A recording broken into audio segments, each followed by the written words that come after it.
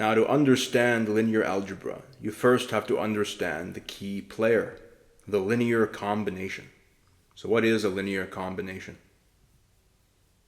Let's say we have squares and triangles. For a linear combination, we specify how many squares we want and how many triangles we want, and we combine them or add them together. So this is a linear combination of squares and triangles. In this specific case, we have 2 squares and we're combining them with 3 triangles. Perhaps it could look like this. Now, to be more mathematically precise, a linear combination starts with some variables. These variables can represent numbers, or as we will see, they can even represent things like vectors.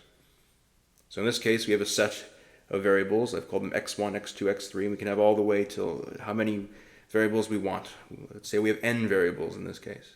And to create a linear combination of these, we also need to know how much of each we need. Remember before, we had 2 squares and 3 triangles. Well, how many of x1s do we have? How many of x2s do we have? Well, we need a list of constants. So alpha 1 is how many x1s we have, alpha 2 is how many x2s we have, alpha 3 is how many x3s we have, and all the way to alpha n, which is how many xn's we have. These are the constants, and they will always be real numbers. So now we can create a linear combination of our variables. So we have alpha 1 x1s, and we combine that or add that with alpha 2 x2s, and so on, all the way to alpha n xn's. This here is what a linear combination is. Let's look at an example. Apples cost X dollars and bananas cost Y dollars. What represents the total cost if you have 2 apples and 3 bananas? Well, X and Y are the variables, and 2 and 3 are the constants.